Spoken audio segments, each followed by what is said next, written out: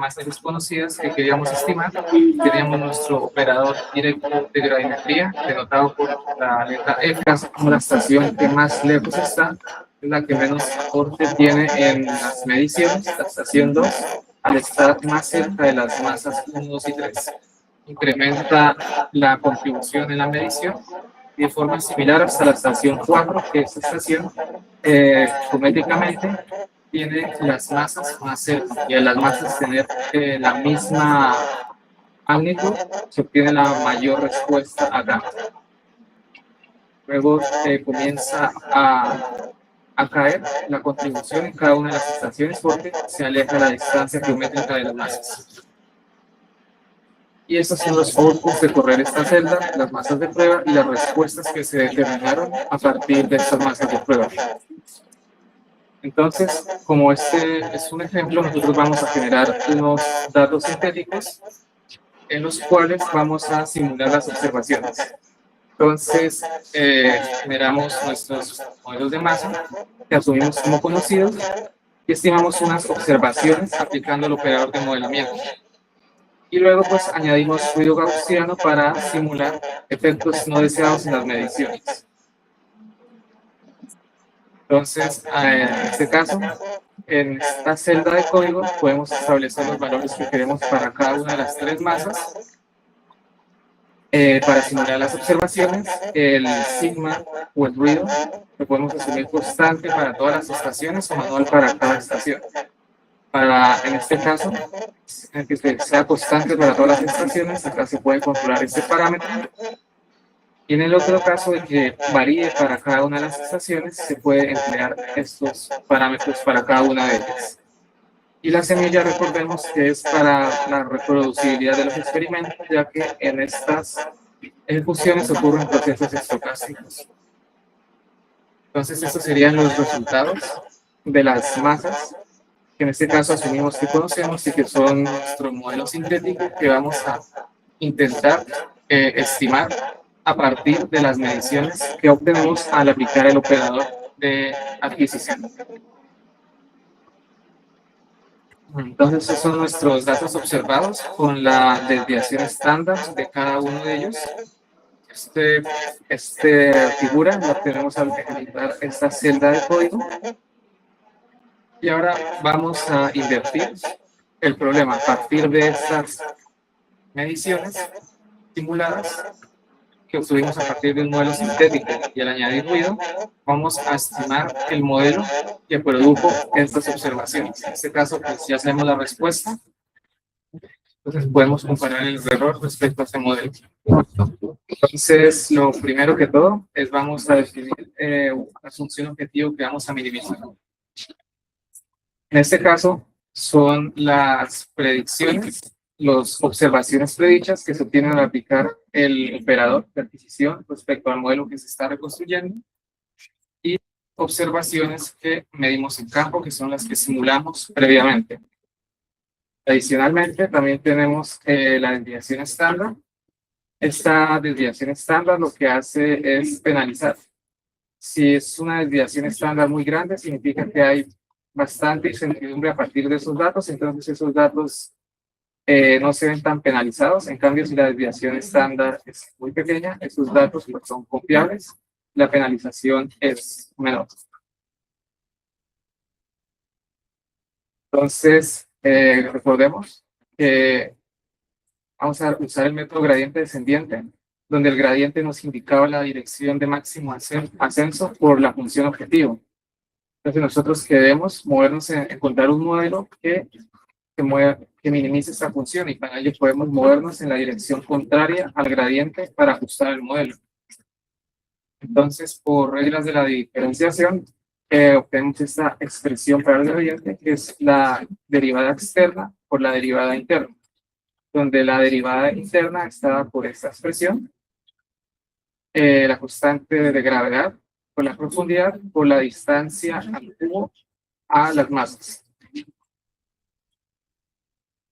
Entonces, en esta sección de código podemos definir cuántas estaciones vamos a usar para la inversión, y al bloquear el código, al ejecutar el código, obtenemos este plot. donde en círculo negro están indicadas las estaciones que se van a usar para la inversión y en los datos observados están en azul. Entonces, si uno quiere realizar la inversión con unas estaciones, uno podría modificar estas celdas, ejecutar y ver el resultado de la inversión. Pues en este caso vamos a usar todas las estaciones, las 6 estaciones. Entonces, recordemos el esquema iterativo de gradiente descendiente. Nosotros partimos de una iteración K, calculamos el error o la función objetivo respecto a ese modelo, que era consistir en comparar las observaciones en esa iteración al aplicar el operador de modelado, el operador de adquisición sobre este modelo y compararlo contra los datos observados en campo. Luego calculamos el gradiente de esta función y nos movemos un paso alfa en la dirección contraria al gradiente. Y de esta forma vamos actualizando el modelo hasta algún criterio de parada. Entonces, MK denota el modelo en la iteración K. Alfa es la tasa de aprendizaje o qué tanto nos movemos en la dirección contraria al gradiente. Y esta expresión denota el gradiente de la función objetivo respecto al modelo. Entonces, repetimos este proceso iterativamente hasta que converja. Acá podemos inicializar el modelo. En esta celda podemos en minit establecer una masa inicial 1 para M2 también y M3. Podemos establecer el número de iteraciones en las que se va a correr el algoritmo de gradiente descendiente. Y podemos establecer también una tasa de aprendizaje que puede ser automática o manual. Automática se calcula mediante la teoría de la optimización y se va ajustando a partir de las iteraciones mediante criterios de convergencia y estabilidad. Y también puede ser una tasa manual que uno la puede ir probando para establecer la que mejor resultados de convergencia le den a uno. Entonces, al ejecutar este código por las 300 iteraciones, obtenemos una masa 1 de 1.19 a la 10 kilogramos, una masa 2 de 9.16 a la 9 kilogramos y una masa 3 de 1.37 a la 10 kilogramos. Tenemos que la función objetivo final tuvo un valor de 1.74 y el chi cuadrado, que es dividir la función objetivo entre el número de elementos, da 1.16. Entonces, vamos a ver gráficamente qué fue lo que hizo el método para ver las curvas, si el método convergió, divergió, y como conocemos las respuestas de las masas, podemos evaluar que también lo hizo.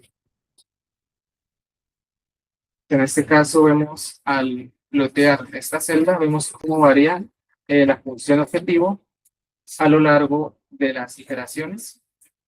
Vemos que esta converge rápidamente alrededor de la iteración 100. El método podría haberse detenido en esta iteración. Ya si tiene buenos resultados, si no tuviera un criterio de parada, podría el que el error de la iteración actual respecto al de la iteración anterior tiene un valor epsilon, uno podría detener el algoritmo antes.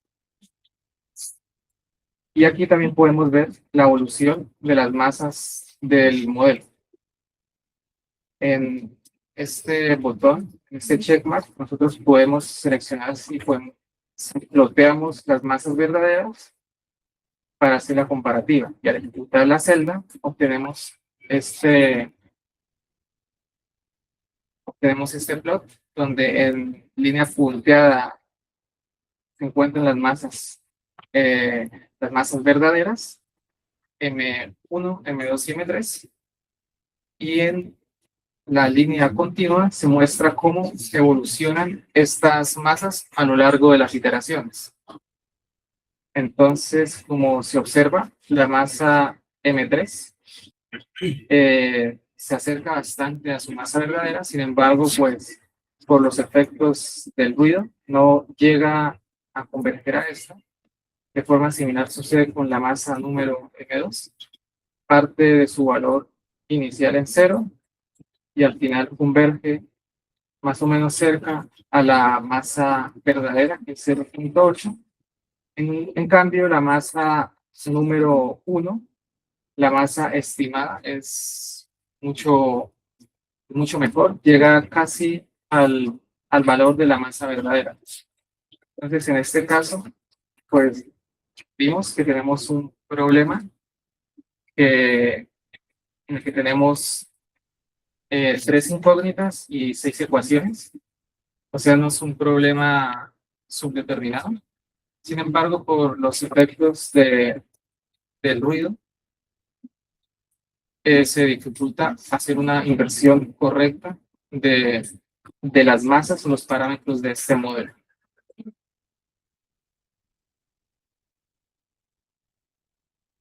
Entonces, una vez estimado el modelo, pues se puede calcular la respuesta predicha a partir de esta reconstrucción y compararla con los datos observados. Si la inversión es exitosa, la curva predicha debe estar dentro de los intervalos dados por la desviación. Entonces, vemos los datos observados en azul, que son nuestros datos verdaderos. Las líneas horizontales muestran la desviación y la línea naranja muestra el dato predicho. Como se observa, para las estaciones 2, 3, 4, 5 y 6 se logra reproducir estas observaciones. Sin embargo, la observación 1 no se logra reproducir. Y finalmente, se puede ver los residuos por estación. Como se observa, pues el error más grande se obtuvo en la estación 1, donde no se pudo reproducir las observaciones. Las masas que se obtuvieron no explican suficientemente bien las observaciones de la estación 1, las de las estaciones 2, 3, 4, 5 y 6, sí se logran explicar bien por las 3 masas que se obtuvieron. Acá vemos, al ejecutar esta celda, se hace un gráfico comparativo, un gráfico de barras entre las masas verdaderas y las masas estimadas. Se observa que la masa 1 se estimó con un error bastante bajo, son muy similares. La masa número 2, en esta pues hubo un mayor error, y de forma similar en la masa 3 también hubo bastante error. Pues esto se debe a la presencia de ruido en las mediciones, como mencionábamos anteriormente. Entonces, al ejecutar esta celda, se obtiene esta figura entre las masas verdaderas y las masas estimadas, y esta tabla comparativa que muestra en forma de tabla los resultados obtenidos. Entonces, a partir de este notebook, vimos un ejemplo ya práctico de hacer inversión de observaciones de gravimetría para un ejemplo sencillo de 3 masas. Entonces, ustedes pueden jugar con todos los parámetros que hay en este modelo, en este notebook, para responder las preguntas que se plantean en las preguntas de exploración. Ustedes pueden, por ejemplo, aumentar la incertidumbre. ¿Qué pasa si se aumenta la incertidumbre de forma constante? ¿Qué pasa si se aumenta la incertidumbre por cada estación de forma diferente? Entonces, uno puede cambiar esos parámetros y evaluar qué pasa en el proceso de inversión.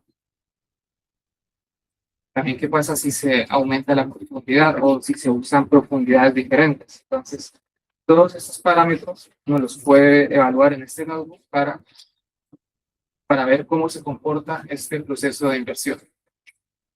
Entonces, quería preguntar si alguien tiene dudas sobre este ejercicio de inversión. Y aparte de esa gente, al cambiar el modo auto, se actualiza el alfa de forma iterativa. Learning, al poner learning rate auto, porque sea en optimización, hay criterios de convergencia y de estabilidad. Entonces, el alfa se programó de tal forma que si uno lo pone de forma automática, él tenga en cuenta esos criterios. Entonces, eso se actualiza de forma automática en base a eso, con las iteraciones, en base al error y demás criterios que hay.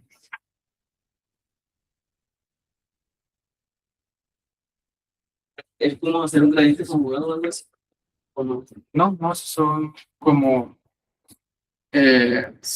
decaimientos del orden red en base al error y cosas. Ok. O sea, como heurístico. Sí, no, eso es por ya teoría de convergencia y estabilidad de los métodos. Acá hay ecuaciones para calcular eso. Sí, sí. Sí, eso ya es más parte de la optimización. Entonces, vamos a entrar a detalle en esto. La observación o no. O sea, por qué no fue, no fue capaz? O sea, para explicarla bien. Pero las otras sí. O sea, ¿cuál es la diferencia de la observación y Pues acá se puede ver que entre más distantes son las observaciones respecto a las masas, el error iba aumentando. Entonces, en este caso, pues quizás la observación 1 se vio más afectada por la distancia respecto a las masas.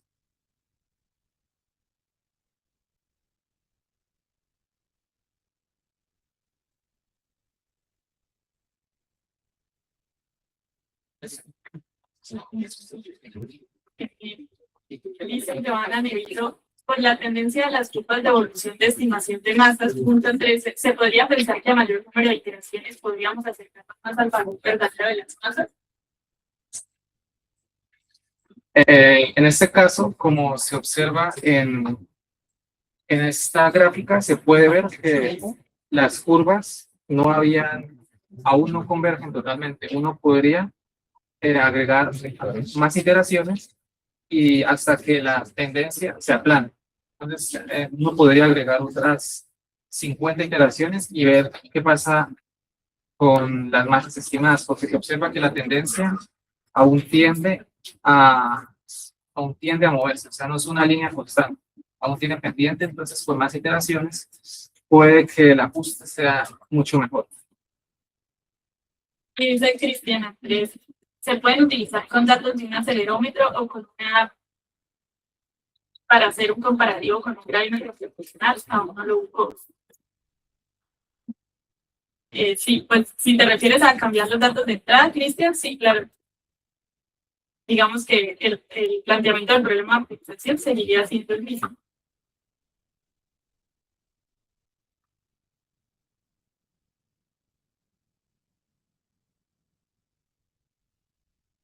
Bueno, si no hay más preguntas, vamos a proceder con la sesión del día de hoy. En este caso vamos a revisar un software se llama Simpec, que nos permite o ya trae implementada todas esas funciones que nosotros acá en este notebook programamos cada una de ellas a mano. Este software o librería de Python ya las trae implementada cada una de ellas y uno puede acceder a un gran número de funciones que puede ir intercambiando y probando para realizar inversiones con diferentes algoritmos de optimización, opciones de costo, regularizaciones, entre otras. Y también vamos a ver ejemplos ya un poco más reales para hacer inversión 3D. Teórico práctico de inversión física en Python. En este caso vamos a hablar sobre el software Simpec. Entonces, Simpec es un software de inversión geofísica que ya contiene todos los módulos necesarios para poder hacer distintos tipos de inversiones, no solo de los métodos que se han explicado hasta el momento, que son gravimetría, magnetometría y magnetotelúrica. Y bueno, vamos a ver cómo se define el flujo de inversión en Simpec, cuál es la anatomía del problema inverso, qué parámetros deben definirse, cómo se hace el modelamiento directo, qué funciones usamos y cómo se hace la inversión, cómo se selecciona el algoritmo de optimización y formar.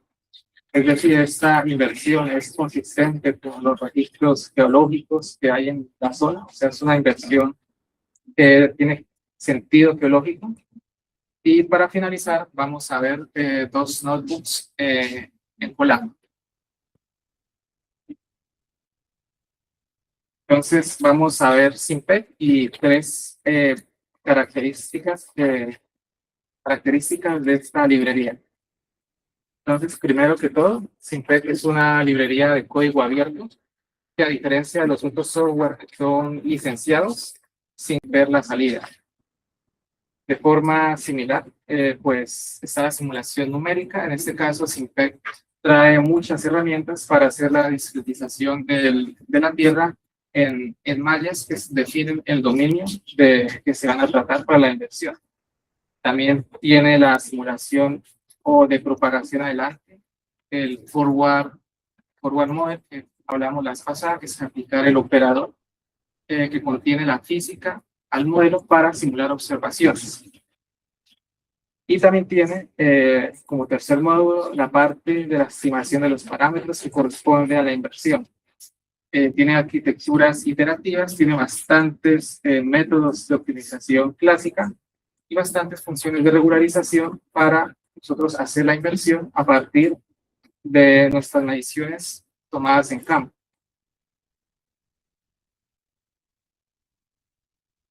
Entonces, ¿qué diferencia a Simpec de un software tradicional? Como hemos mencionado, software tradicionales son ocultos, no sabemos lo que hay dentro de ellos. A veces pueden ser unas cajas negras en las que uno solo carga los datos y ejecuta el software y obtiene un modelo invertido. En cambio, en Simpec, uno puede descargar el código, acceder al código fuente y editar, si uno lo requiere, las funciones, ver cómo se programaron y si es necesario modificarlas.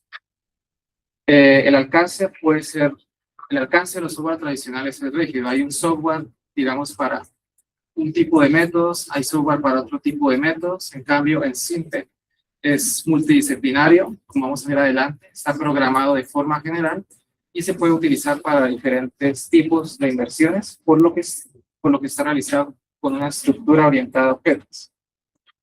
De forma similar, el software tradicional es difícil de auditar. Si se llegara a usar en una investigación para poder uno replicar los resultados, uno debería adquirir el software tradicional y adquirir la versión que se usaron en estas investigaciones y poder replicar los resultados. En cambio, en Simpec, como es un software de código abierto, uno puede, normalmente en las investigaciones se publica el código, uno puede acceder a este código, ejecutarlo, replicar los resultados de investigaciones que se han realizado y además uno puede ejecutar hipótesis propias a partir de estos códigos ya existentes. Entonces, acá vemos como la estructura general de cómo funciona Simpec. Está programado de propósito general. Tenemos un módulo general que engloba todos los posibles esquemas de inversión. En este caso, el módulo general sirve para hacer resistividad BC, para mapeo de estructuras y fluidos conductivos, flujo de fluidos para hacer hidrogeología y dinámica, también para hacer electromagnetismo, polarización inducida y también para los campos potenciales, que son los métodos que estamos tratando acá, de gravimetría y magnetometría. Entonces, la estructura de Simpec, al estar programado como orientado a objetos, permite que haya un bloque general que engloba todos esos. Entonces, a pesar de que cada uno de estos métodos tengan operadores de adquisición o física diferente, la arquitectura de cómo está construido Simpec puede que sirva para que funciones que están pensadas para cada uno de estos métodos se ajusten, pensadas de forma general, se ajuste para cada uno de estos esquemas de inversión. Entonces, a continuación vamos a ver el flujo de inversión en Simpec. Este se encuentra compuesto de 3 partes. La primera parte son las entradas, que corresponde primero a nuestros datos observados, a los datos que obtenemos en campo. Luego están las ecuaciones que describen la física de la adquisición. En este caso sería nuestro operador de adquisición. Y también se tiene en cuenta durante la inversión conocimiento geológico previo de la zona, registros de pozos, cualquier información geológica previa que se pueda utilizar para la inversión. Entonces, estas son nuestras entradas. Luego, en la implementación de inversión tenemos 2 módulos. El primer módulo es el módulo de simulación forward, que es la simulación que vimos el día de ayer, que se conoce como proceso directo. Entonces hace una discretización en una malla. Nosotros queremos encontrar un modelo. Primero nosotros tenemos que hacer una discretización de este. ¿Cuántas celdas vamos a utilizar? ¿Cuál es el tamaño de las celdas? ¿Cuántas celdas hay en dirección horizontal, vertical? Luego están nuestras ecuaciones, que son las ecuaciones físicas que simulan la adquisición que se usaron en la entrada, y también está nuestra geometría de adquisición, donde se encuentran ubicados espacialmente los receptores. Y en nuestro componente de inversión, en el que a partir de estas observaciones queremos encontrar el modelo de propiedad física que las explica, tenemos nuestras funciones de data misfit, nuestras funciones de regularización que nos ayudan a reducir la no unicidad del problema mediante la introducción de información previa sobre el modelo geológico. También tenemos nuestros optimizadores. Simplex cuenta con una lista de optimizadores que podemos emplear según lo necesitemos. Y finalmente está el módulo de evaluación, donde se tiene que hacer una validación geológica y una actualización. No solo con que se minimice la función objetivo, el data misfit y la regularización es suficiente. Se tiene que validar si el modelo que se invirtió de la propiedad física tiene sentido geológico.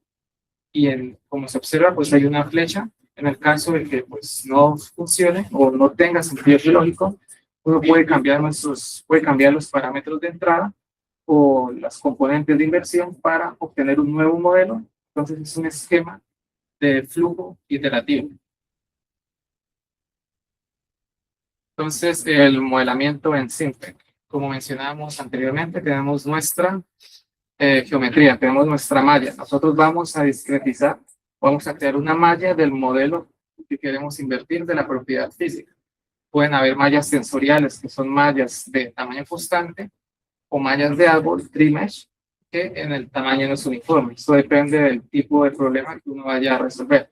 También el tamaño de la malla afecta bastante. Digamos, si la malla es muy gruesa, puede que no se capten cierto tipo de estructuras geológicas, pero si el tamaño de la malla es bastante pequeño, puede ser bastante costoso computacional. Entonces hay un balance entre esos parámetros que hay que seleccionar al inicio de la inversión. También está lo que se conoce como survey, que es es la geometría exacta de los receptores en el espacio. Entonces, ¿dónde se ubicaron los receptores? En la posición X, Y y Z. Luego está el módulo de Problem of Simulation, que está en la tercera columna, que viene dado por la física, que mapea la respuesta del modelo hacia los receptores y se obtienen unas observaciones simuladas. Y pues en el caso de los problemas de gravimetría y magnetometría, pues se puede plantear un sistema de ecuaciones lineales que es bastante fácil y eficiente de computar. Entonces, al realizar la inversión en Simplex, como mencionamos anteriormente, tenemos dos términos en una función objetivo que queremos minimizar. Está el data misfit, que explica o que cuantifica qué tanto el modelo reconstruido explica los datos observados. Está la función de regularización, que nos ayuda a controlar la no unicidad del problema al introducir información previa sobre el modelo que se quiere reconstruir. Sea suave, sea compacto, o que tenga ciertas propiedades establecidas por un modelo de referencia. Como se observa, hay una balanza. Tenemos un parámetro que balancea estas dos funciones. Recordemos que anteriormente era el parámetro beta. Este parámetro controla qué tan fuerte es la función de regularización respecto al data misfit. Si la función de regularización es muy fuerte, puede que se obtengan modelos muy suaves o muy compactos y que no expliquen los datos. En cambio, si el término de balance es muy bajo, puede que el data misfit se minimice, pero al estar también las medidas contaminadas por ruido, puede que se obtenga un modelo que trate de explicar el ruido y eso tampoco es lo que se usa. Entonces, hay que establecer un correcto balance entre estos dos modelos y esto se hace mediante este parámetro que anteriormente denominábamos beta, Y también se pueden obtener diferentes reconstrucciones al variar este parámetro y seleccionar la que esté de acuerdo con el criterio geológico. Entonces, el flujo de inversiones simple está compuesto por cuatro secciones. La primera sección consiste en definir los objetivos a minimizar. En este caso, definimos el data misfit, que compara qué tan buenas son las observaciones predichas con las observadas, y es el parámetro o la función a minimizar de regularización que introduce información previa sobre el modelo. Luego selecciona un solucionador o un optimizador. En este caso, en el ejemplo se muestra un Gauss-Newton. Y luego se hace la declaración matemática del problema inverso. Entonces, como se observa, a INPRO le ingresa la función de data misfit, la función de regularización y el optimizador. Y luego se hace la inversión creando el controlador maestro inversion, donde le entra INPRO, que son los parámetros anteriores, y una directive list que contiene parámetros adicionales para ejecutar durante la inversión. Finalmente, se debe hacer una validación de la inversión. No solo basta con mirar que la función objetivo se minimice, sino también pues, que ésta tenga criterio geológico. Entonces, primero que todo, la parte matemática. Cuando uno mira las curvas de convergencia, la idea es que la curva se aplana, es decir, llegue a un mínimo local y de ahí converge. Entonces, si la función está como se encuentra en la parte de arriba, el data misfit, significa que hay un underfitting o un subajuste. El modelo aún es muy simple, no ha terminado de converger, y se están ignorando estructuras que aún no se han reconstruido. Luego está la parte del medio, que se conoce como target misfit, es el punto ideal donde el desajuste iguala al número de datos observados. En este caso ya es el punto ideal en el que el modelo pues ha convergido y tiene un buen balance entre el data misfit y la regularización. Y luego está el sobreajuste. El modelo llegó a cero y pues pudo haber creado artefactos o haber explicado o haber creado un modelo geológico que explica el ruido de las observaciones. Y finalmente está el componente humano. La matemática no es la verdad absoluta. Nosotros, como vimos anteriormente, existen bastantes modelos que uno puede invertir, bastantes modelos satisfacen la física del problema, bastantes modelos minimizan la función objetivo, pero ¿cuál de todos ellos es el modelo correcto? Entonces, tenemos un problema en el que no hay unicidad, hay infinitos modelos que uno puede reconstruir al variar los parámetros. Entonces, tenemos que, desde un punto de perspectiva humano, tenemos que definir a partir de un criterio cuál modelo es correcto. Entonces, esto se puede hacer mediante la interpretabilidad tectónica y estructural del modelo que se reconstruye, la compatibilidad geométrica directa con registros de foso, o la integración de otros métodos geofísicos independientes. Por ejemplo, uno podría ver si la inversión tiene sentido con la sísmica de represión o otra inversión que uno tenga a la mano. Y finalmente, pues vamos a hacer dos ejemplos en Colab. Quería preguntar si hasta el momento hay dudas. Entonces, Okay. pues no era la diapositiva 9, por favor. Sí, claro. Dices que si la evaluación no tiene sentido geológico, se modifican los componentes de inversión o la entrada, ¿cierto? Sí. Pero generalmente, ¿qué es lo que más, o lo que usted ha trabajado, si les ha pasado esto, específicamente, qué es lo que ha tenido que modificar? Digamos, una vez hice eso, me pasó y le modifiqué tal cosa. Por ejemplo, si uno usa algún tipo de regularización, uno ya tiene un parámetro que controla el balance entre el data misfit y la regularización. Por ejemplo, uno reconstruye un modelo en el que está dispersas todas las anomalías. Por ejemplo, uno quiere que estén compactas, porque eso es lo que uno esperaría en esa zona. Entonces uno puede aumentar el parámetro de regularización y esa regularización va a penalizar que haya dispersión y va a hacer que los cuerpos resultantes sean más compactos. Podría ser un ejemplo. Por ejemplo, en los datos. Eso es por ejemplo esto de Sí. ahorita, por ejemplo, en los datos que has visto, sí que haya que. Sí, por ejemplo, en los datos uno puede evaluarlos, uno puede tiene que revisar que no haya, por ejemplo, outliers, uno tiene que removerlos. Por ejemplo, uno hace la inversión que tiene un modelo extraño. Puede ser que uno no hizo una limpieza inicial de los datos, no hizo un descarte de datos anómalos, por ejemplo.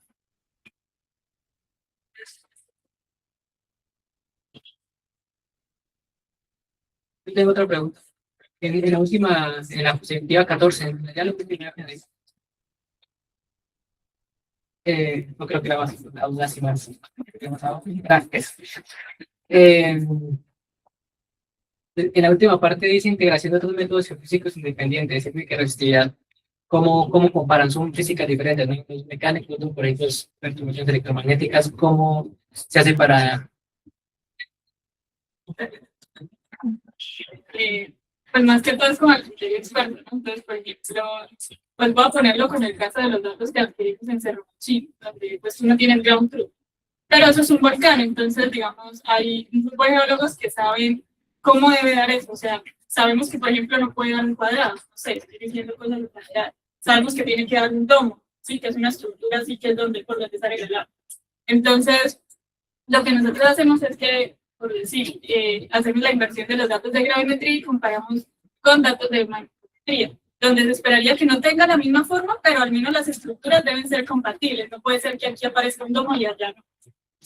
Otro criterio es, por ejemplo, con datos de sísmica de recepción específicamente. Entonces, digamos, allí uno también puede ver que hay ciertas interfaces o hay ciertas estructuras que llegan a una propiedad dada y con eso comparar más a nivel estructural, más que de propiedades, es como a nivel estructural. Esa es la forma en la que con el criterio humano nosotros hemos hecho la comparación. A veces también hay zonas donde tú tienes pozos, ¿sí? Ya sea con litología o con registros de pozo, que son esas señales eléctricas.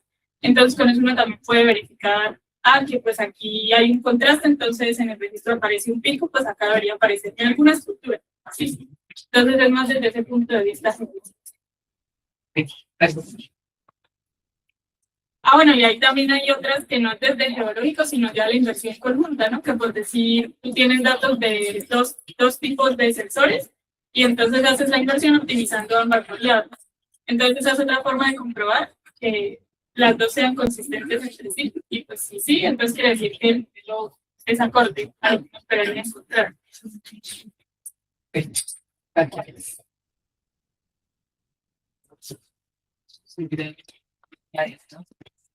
Bueno, si no hay más preguntas, vamos a ver. Entonces, En la perspectiva 11, hablabas acerca de el data ambiente y el decías que la parte de datos se encargaba pues de la fiabilidad de las mediciones que tomamos y las actividades que hacemos. sí, Y la recreación era como la parte de potencia de código, principios de tener en cuenta. sí. Entonces, la pregunta va en torno a que a la hora de estudiar los medios de ¿cómo podemos encontrar un parámetro de control cuál sea ideal? ¿Cómo sabemos que tan grande o que tan pequeño es el ideal para que se cumpla? Ok, si es, digamos, para encontrar ese parámetro, ¿Al peso hace referencia? sí, ese parámetro que en este caso nosotros denominamos beta, uno lo puede hacer, parámetro que uno hace mediante la reconstrucción, o sea, como mencionamos, anteriormente hay infinitas reconstrucciones, pero pues uno tiene que seleccionar la que tenga mayor concordancia lógica, ¿sí? Porque digamos, pues podemos correr una función objetivo con ambos parámetros y siempre, probablemente siempre vamos a llegar al mínimo de la función, o sea, vamos a encontrar un modelo que satisface ambas cosas, pero dentro de todos esos modelos, muchos no van a tener sentido. Entonces, digamos, uno mediante esa inspección, uno puede seleccionar el parámetro beta, qué valor tiene para los modelos que tienen ya un sentido, un sentido claro, como mencionamos al final. O sea, es un hiperparámetro que toca evaluar y del cual depende la reconstrucción. Hay una pregunta en el chat de Carol Steven que dice: gracias por la presentación. ¿Existe algún criterio que me permita saber un máximo de parámetros a invertir con la información que tengo? Pues como mencionamos anteriormente, depende del problema. O sea, uno al definir la malla de inversión, uno define la cantidad de elementos a invertir. Digamos, cada uno de estos cubos tiene un valor y en cada uno de estos valores los vamos a determinar mediante el proceso de inversión. Entonces, si uno define una malla muy gruesa, va a tener pocos elementos a invertir, pero al ser una malla bastante gruesa, uno puede omitir elementos geológicos que explican las mediciones. Sin embargo, si uno usa una malla demasiado densa, donde usa cubitos demasiado pequeños, uno puede obtener una mejor resolución en la reconstrucción, pero va a tener un mayor costo computacional. Entonces, hay que contar como un balance entre una malla con los suficientes parámetros a invertir que permitan obtener una buena reconstrucción y una buena resolución y que no sea costosa computacionalmente.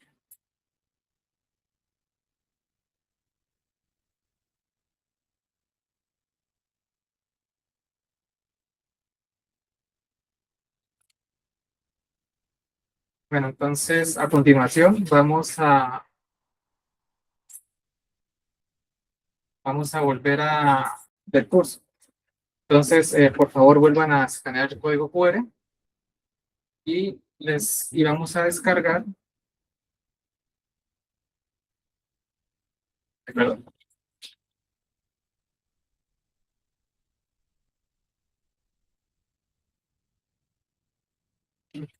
Y vamos a descargar el archivo de texto que dice Notebooks Colab 2, que son los notebooks que vamos a realizar en esta sesión.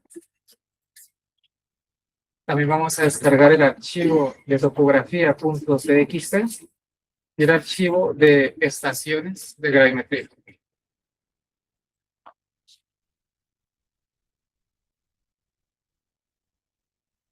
Consultar si alguien tuvo problemas con descargar los archivos y abrir los notebooks. En este caso, vamos a abrir el notebook número 2, que es el notebook de inversión con Simple de un dato sintético.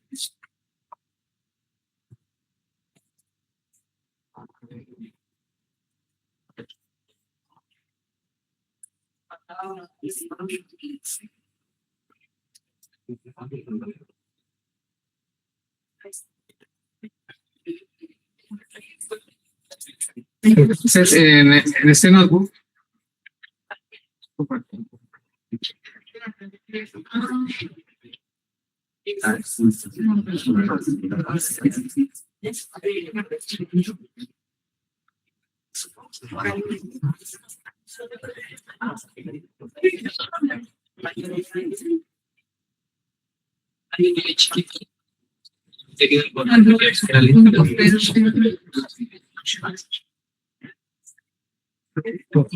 en este notebook, lo que vamos a aprender es a cargar datos sintéticos y de topografía. Vamos a definir el software y el objeto data, que son objetos de Simple que se usan para la inversión. Vamos a construir una malla tridimensional y las celdas activas bajo la topografía, ya que esta no se debe tener en cuenta durante el proceso de inversión. Vamos a hacer la optimización mediante el data misfit y la regularización. En este caso vamos a usar como regularización sparse y deep weighting. Y vamos a realizar la inversión. Y vamos a validar si se hizo un ajuste de los datos mediante las métricas de la raíz del error cuadrático medio y el error absoluto. Y vamos también a hacer una inspección visual de la reconstrucción mediante ploteo o graficar, slice o cortes y mediante métricas. Entonces, como convención, los datos de medidos en campo o los datos de las observaciones van a estar en miligrales y los datos de la reconstrucción del modelo, el contraste de densidad va a estar en gramos sobre centímetro cúbico. En esta figura vemos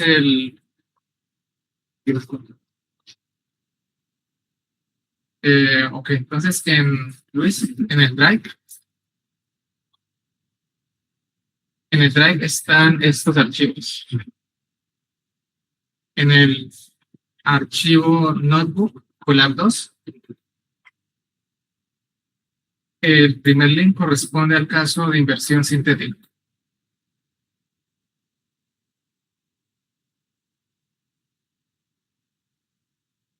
Entonces, vamos a continuar. Entonces, ese es el flujo de inversión en Simpec. Tenemos nuestra geometría de adquisición que está por las estaciones X, Y, Z, y como cuarto elemento tenemos nuestra anomalía. Luego, hacemos una visualización de los datos, hacemos un mapa de la anomalía y la topografía y verificamos pues si hay valores atípicos en las observaciones, pues, podemos remover. También hacemos un modelo del error o la incertidumbre de los datos. Y luego, posteriormente, hacemos un dominio del modelo, que en este caso quiere ver con la construcción de la malla. En este caso, una discretización tridimensional. Como vimos anteriormente, hay diferentes tipos de malla. Y esto viene dado por la extensión y las celdas activas, donde las celdas activas vienen dadas por lo que queremos invertir, es decir, descartando la topografía. Luego vamos a hacer una parametrización del subsuelo mediante una construcción de un modelo inicial. Podemos construir un modelo a partir, por ejemplo, de un gradiente, que lo vamos a hacer acá. Y este va a ser nuestro modelo inicial, que va a ingresar al flujo de inversión, donde tenemos nuestro operador directo, nuestra función objetivo, nuestro data misfit, nuestra regularización. Y a partir de esto, pues este proceso iterativo, nosotros podemos visualizar los resultados residuales. En este caso, los residuales están dados por el modelo verdadero menos el modelo predicho y las observaciones medidas en campo menos las observaciones predichas. En este caso, como es un ejemplo sintético, nosotros disponemos del modelo M-True para poder hacer la comparación. Entonces, vamos a ejecutar la primera celda. En esta primera celda se nos comienza a instalar Simpec. Entonces, el código va a comenzar a ir descargando las siguientes librerías. Entonces, vayan ejecutándolo, por favor, ya que descargar estas librerías puede tomar un par de minutos.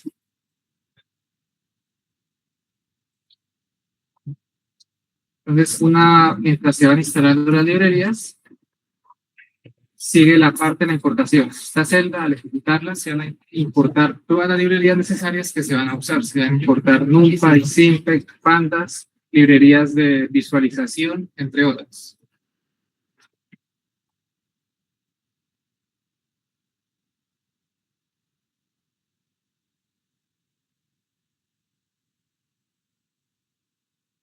Adicionalmente, van a requerir de los archivos gravity.txt y gravitydata.ops. En este caso, se va a usar un modelo sintético de Simpec y se van a descargar desde el API de ellos. Al ejecutar esta celda, se va a descargar el modelo True de la página de Simpec.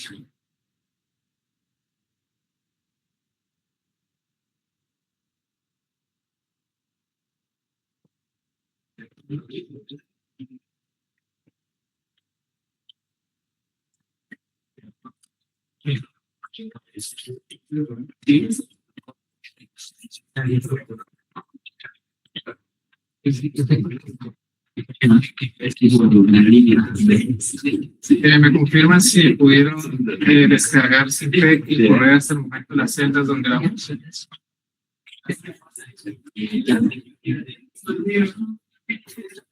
¿Ya pudieron instalar Simpec? Okay.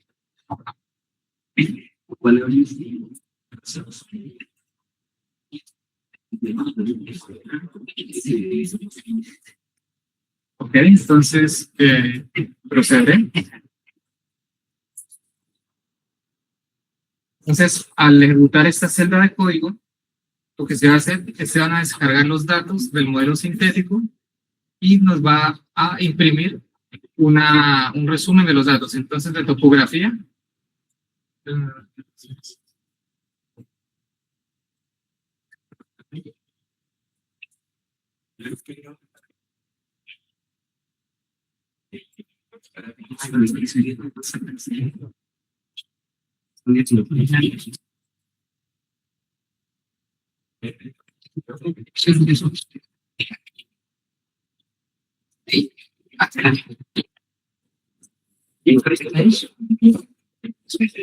Al ejecutar esta celda, entonces se va a descargar el dato sintético, nuestro metro sintético, y una vez descargado, nos va a decir valid complete y nos va a mostrar un resumen de los datos descargados.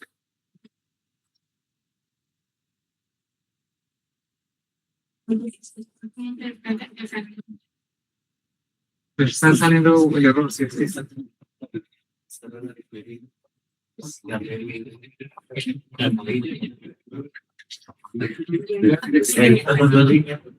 sea, para los que tienen error, tienen que quitar el asterisco de la. Tienen que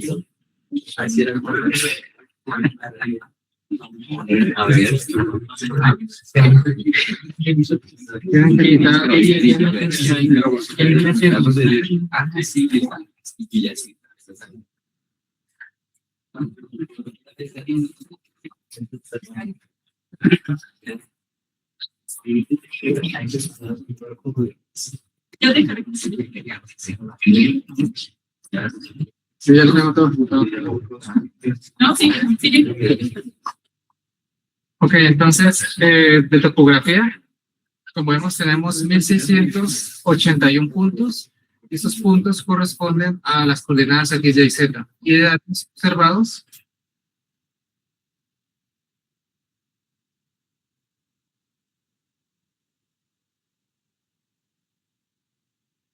bueno, en el caso cuando uno detecte los outliers, uno puede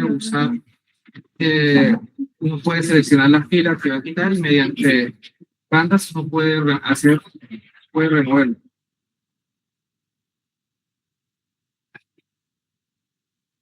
En este caso estamos usando bandas para hacer estas tablas.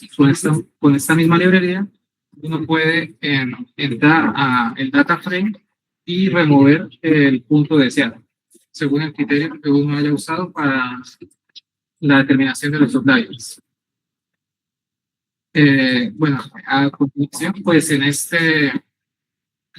Hay una pregunta en el chat. A continuación, pues, al ejecutar esta celda de código, también hay un código que nos muestra un resumen de los 10 primeros elementos de la tabla de topografía. Nos muestra en X las coordenadas espaciales y en Z la profundidad. Y adicionalmente, en las observaciones, con nuestro vector de observaciones que anteriormente llamamos D, también nos muestra las coordenadas X, Y, Z y la anomalía gravimétrica registrada en unidades de miligales. En este caso, el código nos muestra las 10 primeras observaciones. Una vez mostradas estas observaciones, lo que sigue es realizar una inspección visual de la anomalía. Este caso es importante porque uno quiere ver su rango, si los valores están dentro de lo que uno esperaría, ver la geometría de adquisición, también ver si hay valores atípicos para hacer el procesamiento requerido y removerlos. Entonces, esto nos ayuda a verificar que todo se cargó correctamente y a anticipar problemas. Entonces, al ejecutar este código, se emplean las librerías de Matplotlib y las diferentes librerías que se instalaron para visualización y se observa la anomalía gravimétrica. En este caso, se muestra un plot suavizado Se muestran las diferentes estaciones y los valores. En este caso, los valores van de 1.5 por 10 a la menos 2 miligares a menos 1.5 por 10 a la menos 2 miligares. Como se observa, tenemos una anomalía negativa en valor azul y una positiva en valor rojo. Entonces, acá podemos ver que el rango pues, está en un rango que se considera normal y pues, los datos no presentan comportamientos extraños ni se observan valores atípicos. Se observa como siguen un patrón. Entonces, a continuación, lo que realizaremos pues, es definir nuestro data misfit. Entonces, en este caso, sería nuestro data misfit que mide el error de cada observación predicha, en este caso f de m sub i, comparado contra las observaciones medidas y está ponderado por la incertidumbre. Y todo esto al cuadrado. Esto se hace para cada uno de los datos. Si se expresa de forma matricial, tenemos esta norma L2 al cuadrado, donde W sub D es una matriz diagonal que guarda los valores de la incertidumbre. Entonces, para nosotros simular estas incertidumbres, vamos a hacerlo mediante esta celda de código. Entonces, vamos a simular una fracción del valor de D que se va a usar para la incertidumbre. Entonces, al correr este código, nosotros vamos a generar esta matriz diagonal W sub D, que son la incertidumbre. Luego procedemos a la definición del survey y el objeto, que el survey es ya, pues son los objetos que se usan en SIMPEG, que posteriormente servirán para hacer la inversión. Entonces, los receptores del archivo de texto que descargamos, que se descargó inicialmente, van a ir en el objeto receiver list, que se crea de esta forma, y luego se crea el survey, donde en el source feed van a ir los receptores. Y en el data object va el survey, las observaciones y la uncertainty que se creó en esta sección de noise graph. La uncertainty. Una pregunta. En la primera partecita, cuando se mostraba los datos observados, arribita, eso es un corte, ¿cierto? Porque siempre está celda, ¿no? Sería un corte sobre... Sí, en este caso, pues solo se está ploteando el punto en X y en Y, y se está ploteando como tercera coordenada el valor de la anomalía. Aunque sí es como un corte del cubo, ¿sí? No, porque ahí no hay cubo, es como una vista superior de las observaciones. Digamos, las observaciones tienen una topografía asociada. Ya están sobre el terreno. Para nosotros sería como verlas de la parte superior. Ya entendí. Gracias.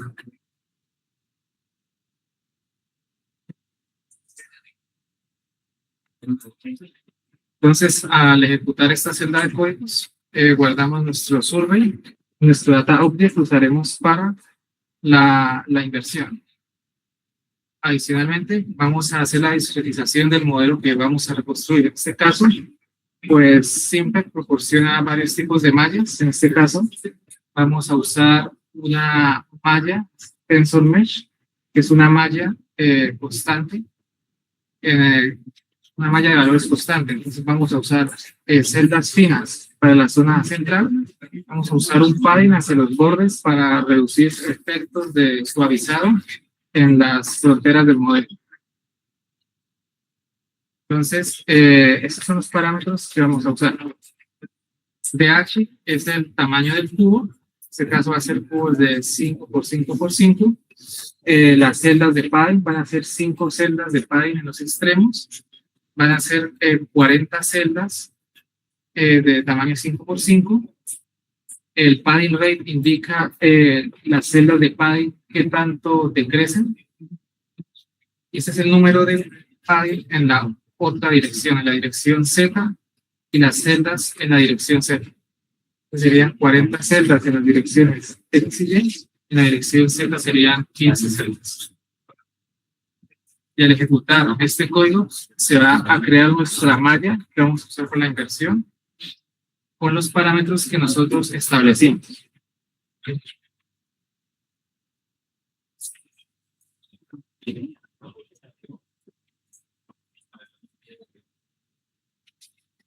Ahora, vamos a definir las celdas activas y el mapeo del modelo inicial. Entonces, cuando nosotros realizamos la inversión, nosotros no vamos a invertir todo el cubo, porque en los problemas de la vida real nosotros tenemos topografía y queremos que donde está la topografía, en esta frontera, hacia arriba, no se reconstruya nada porque eso es cielo.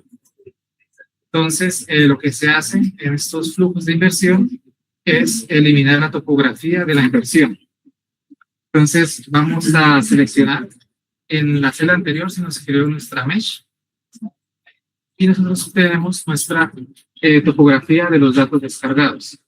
Entonces, mediante esta función que se descargó al importar las librerías, vamos a indicar las celdas que están activas. Esto va a crear un mapa booleano que va a decir en true qué celdas se van a usar en la inversión y en false van a aparecer las celdas que no pertenecen a la topografía.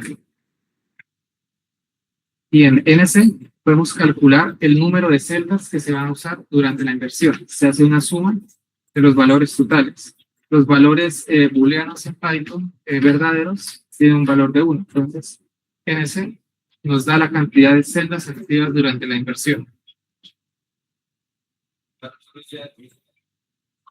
Y el Identity Map nos dice que al hacer la reconstrucción no se va a aplicar ninguna transformación sobre las celdas reconstruidas. Y nosotros, ahora lo que vamos a hacer es inicializar un modelo, el modelo que vamos a usar por la inversión.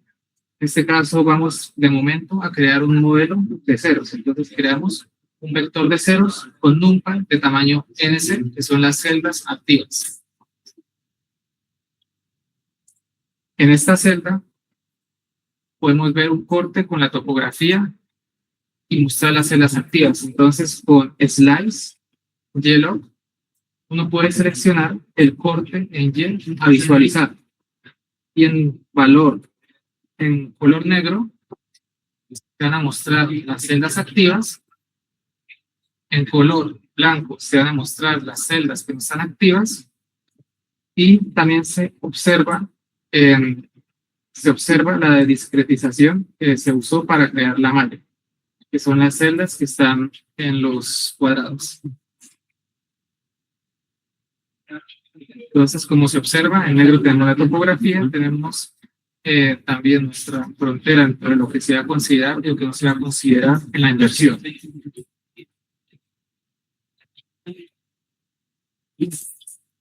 Ahora vamos a formular el operador directo. En este caso, recordemos, tenemos también la forma continua de nuestro operador, que está por esta integral. Como anteriormente vimos, teníamos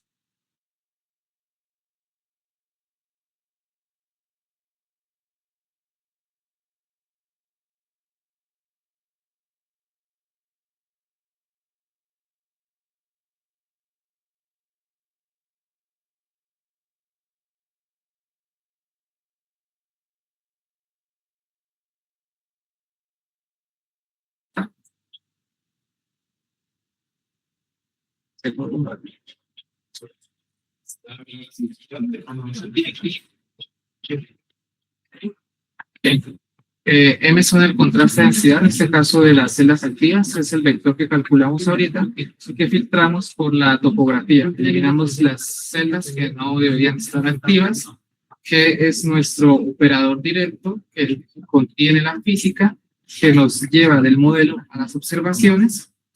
Y para implementar este operador en simple ya hay una función. En este caso esta función se llama Simulation Integral, que implementa el mapeo del modelo a las predicciones. Esta función se encarga de computar esta integral de volumen, sin que uno tenga que construir la matriz de G.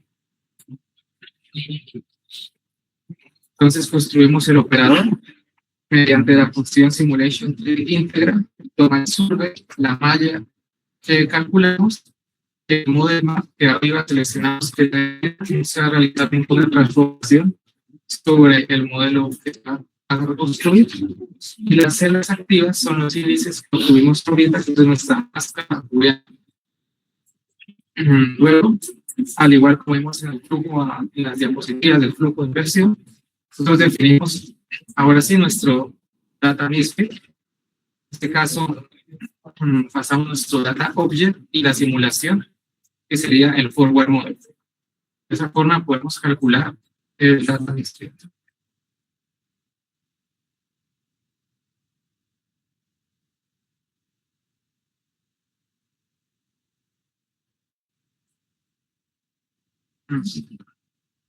Entonces vamos a hacer la formulación de la función objetivo que vamos a minimizar. En este caso, como recordamos, la función está compuesta de dos términos. El término del data misfit, que evalúa qué tan bien es la reconstrucción del modelo al aplicar el operador directo. Y también está nuestro término de regularización dado por phi sub r.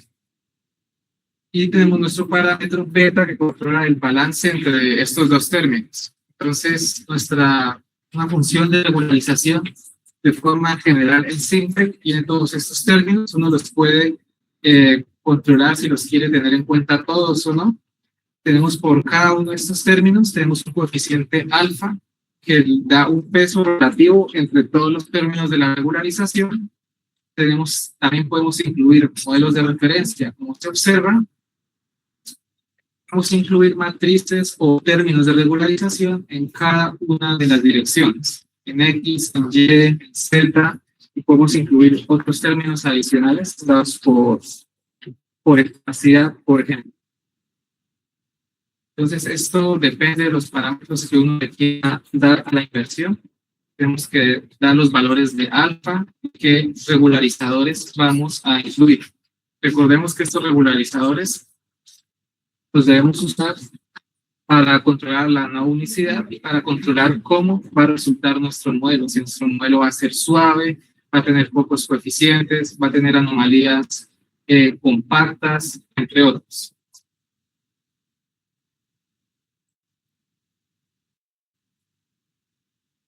Entonces acá seleccionamos que la norma más pequeña que vamos a usar va a ser la norma 0, la norma L0, que dice, la norma L0 dice cuántos elementos son diferentes de ceros. También vamos a usar la norma L2.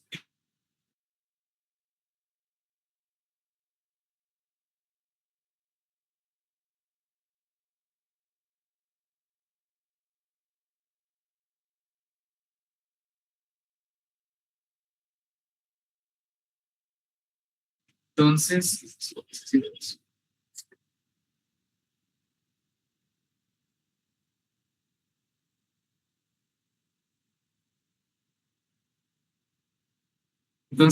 recordemos que la sensibilidad decae con la distancia cubo. Entonces, las celdas que están más profundas van a tener unos valores muy bajos, por lo que la inversión de estos modelos generalmente tiende a concentrarse en las partes someras, ya que es la forma más fácil de explicar los datos.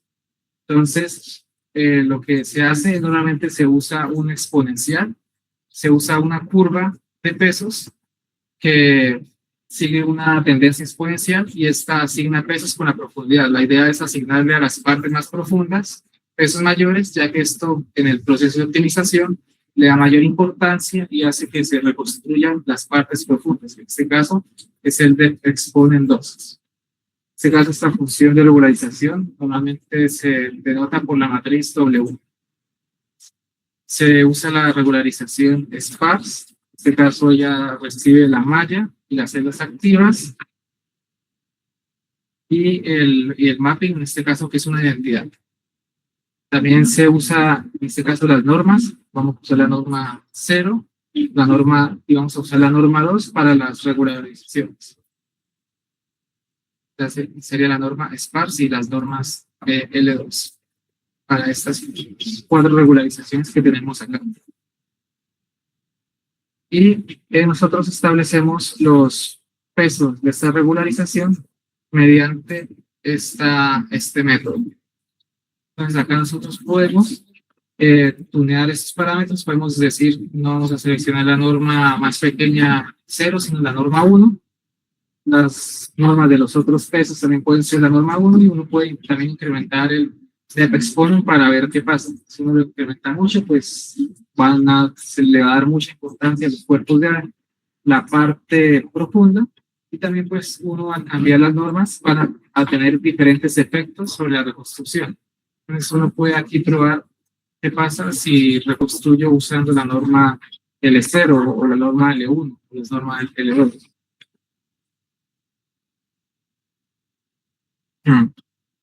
Como el siguiente paso, ya definimos la malla, ya hicimos la discretización, ya definimos nuestro data mystic y las regularizaciones, y el paso que queda es realizar la inversión. Entonces, en este caso, se va a usar el optimizador Projected Gauss-Newton con gradiente conjugado. Y este optimizador va a usar bonds, va a usar un operador de proyección para proyectar que el modelo siempre esté entre los valores de M mínimo y M máximo, donde M mínimo y M máximo son valores que uno da, en los que cree que se van a encontrar los valores de densidad del modelo. Entonces, seleccionamos como M mínimo menos 1 gramo por centímetro cúbico y como M máximo 1.0 gramos por centímetro cúbico. Las iteraciones totales del método de Projected Gauss-Newton se van a usar 100. Él usa internamente, él resuelve problemas de minimización, dos problemas de optimización por dentro. Entonces, él requiere de 2 parámetros de iteraciones adicionales. En este caso, iteraciones de least square, él resuelve un problema interno de least square, y adicionalmente resuelve otro problema por gradiente conjugado. Entonces, pues son parámetros de este optimizador. Y adicionalmente, pues el término de gradiente conjugado tiene un criterio de parada. En este caso es que el error entre iteraciones sea, apenas el error sea menor a 1 por 10 a la menos 3, el algoritmo va a parar. Entonces definimos las máximas iteraciones de cada una de los bloques externos e internos y los límites máximos y mínimos del modelo que vamos a reconstruir. Entonces, al ejecutar esta celda, se crea nuestro optimizador. Y finalmente, nosotros vamos a ajustar el parámetro beta. Nuestro parámetro que controla el balance entre el data misfit, que es que también son las observaciones predichas respecto a las que se midieron en campo. También se van a tratar parámetros del optimizador. Entonces, del optimizador de beta, porque beta puede ser constante o también puede variar a lo largo de las iteraciones. En este caso, beta va a variar a lo largo de las iteraciones. Y esto se hace mediante el método IRLS. Entonces, él también realiza iteraciones para calcular un beta óptimo a lo largo de la optimización. Entonces, estos son otros parámetros que se usan para controlar el valor de beta durante la optimización. En este caso, se hacen 30 iteraciones. Este pooling factor es un factor de reducción de 1.5. Y el LSMIN es el valor que puede tomar el beta mínimo, y la tolerancia entre procesos internos que se realizan por este método. Uno también puede tunear esto para ver cómo cambia beta a lo largo de las iteraciones. Y finalmente, pues, como se observó en las diapositivas, se ensambla todo. Se construye el problema inverso a partir de la función de data misfit que se creó en la parte superior. Se emplean todos los regularizadores. En este caso empleamos 4 regularizadores, uno de esparcidad y 2 de norma, y 3 regularizadores de norma L2, y se crea el problema inverso. En este caso base inversion, se introduce el problema inverso con el optimizador y el data misfit y la regularización, y directive list se crea en la celda superior, y directive list nos dice cómo debe cambiar beta durante la optimización. Y nosotros, al aplicar el método run sobre el starting model, que recordemos que lo definimos como un modelo de solo ceros, empieza el proceso de optimización.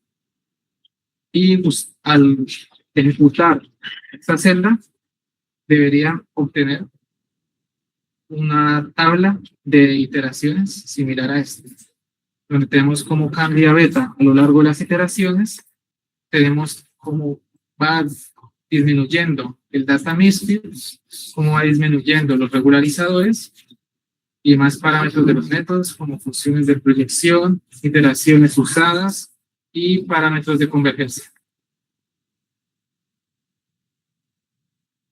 Y al finalizar las iteraciones, obtendremos en este caso que el método finalizó una iteración 34 mediante los criterios de parada término y obtenemos un resumen de las métricas. En este caso son métricas de proyección utilizadas para ajustar el modelo a los bounds establecidos. Entonces, una vez invertido el modelo, ya se puede hacer la comparación contra el modelo Ground Truth, que en este caso nosotros disponemos, porque es un ejemplo sintético. Nosotros simulamos las observaciones y las contaminamos de ruido para realizar la inversión.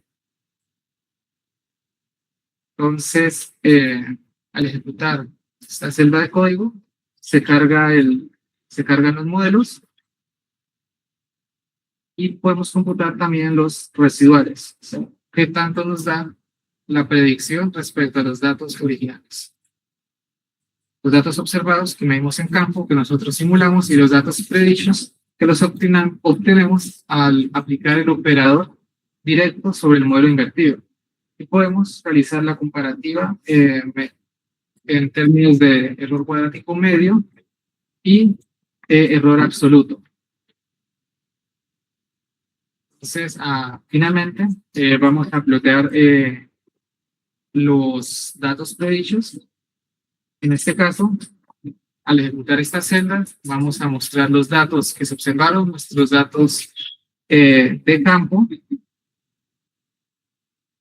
Son los datos que se obtuvieron en la celda central al aplicar el operador de modelamiento sobre el modelo invertido y el error residual que se obtiene al restar el error en los datos observados con los datos predichos.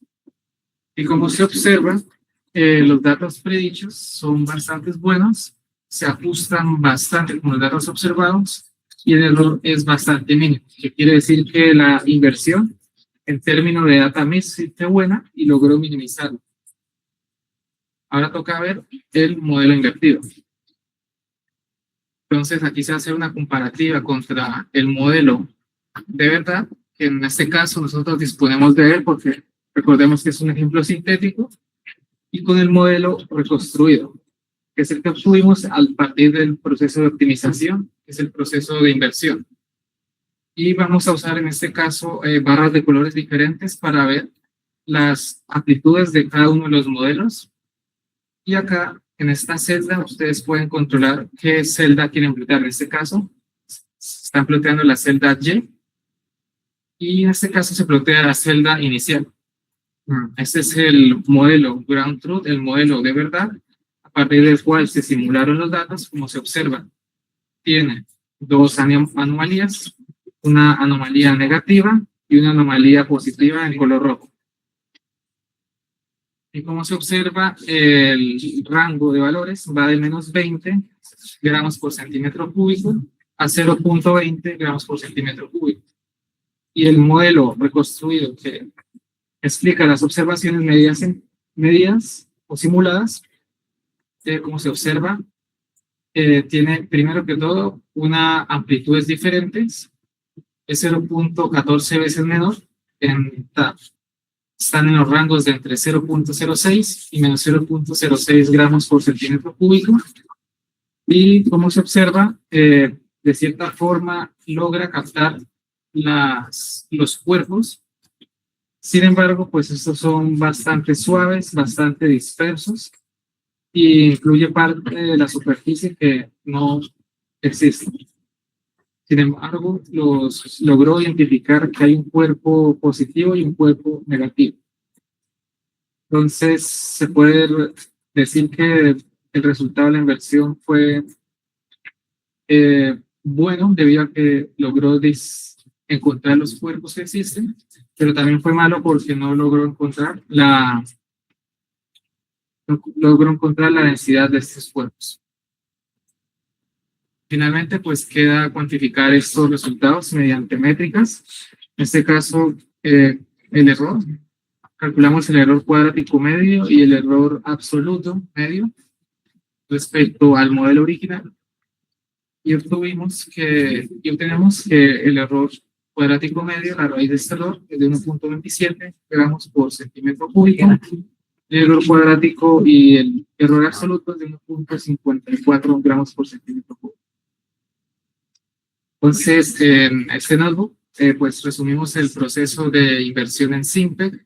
Primero, cómo se cargan los datos descargados, cómo se crea el data object, cómo se realiza la malla que se va a invertir, cómo se simula el operador de adquisición, en este caso mediante la función de la integral, y cómo se emplea, en este caso, el optimizador de Gauss-Newton para hacer el proceso de inversión. También cómo se puede plotear y mostrar los diferentes resultados. Quiero preguntar si hay dudas respecto a este notebook.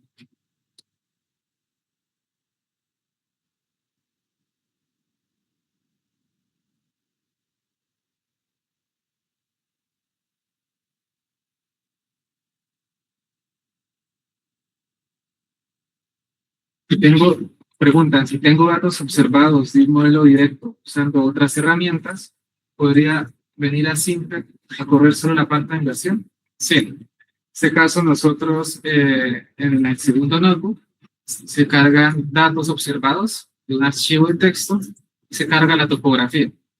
Teniendo esas dos variables, uno puede uno puede realizar la inversión y construir el operador hacia adelante o el operador directo. Tengo una duda. Con respecto a la parte de regularización, uno puede aplicar los regularizadores haciendo combinaciones de matriz G, W, etc. Pero más que experiencia de ustedes, ¿qué estrategia han seguido ustedes para elegir determinados regularizadores? ¿Cómo más o menos saben? Porque uno puede hacer prueba de error, pero que ya sea una metodología que ustedes usen, como si es, por ejemplo, mirando cómo es el propagador o a nivel de dato, cómo da el dato. Sí, generalmente es, digamos, conocimiento previo que uno tiene, ¿sí? Por ejemplo, uno sabe que, primero que todo, por ejemplo, los bounds. Uno puede construir un regularizador de los bounds sabiendo uno que digamos, puede estar los cuerpos con valores de 1, de 2, y uno puede construir un regularizador de eso.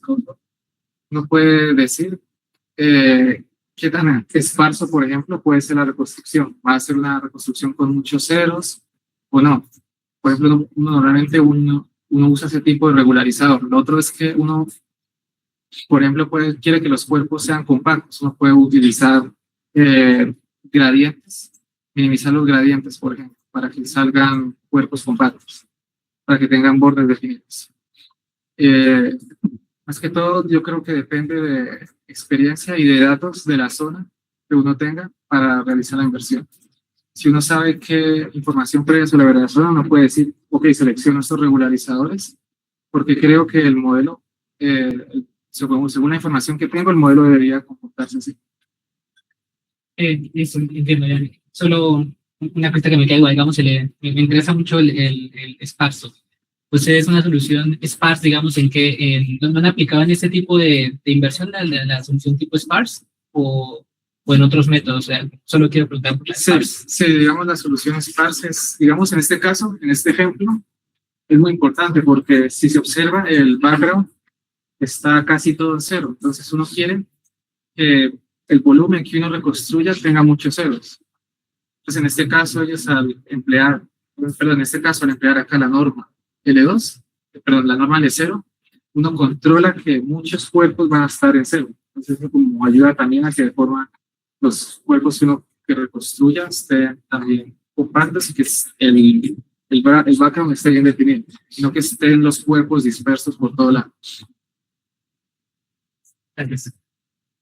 Bueno, si no hay más preguntas, vamos a terminar la sesión de hoy. Muchas gracias por su asistencia y mañana vamos a continuar con el módulo de magnetotelúrica. Gracias. Y encima, se lo puedo Vamos a proyectar el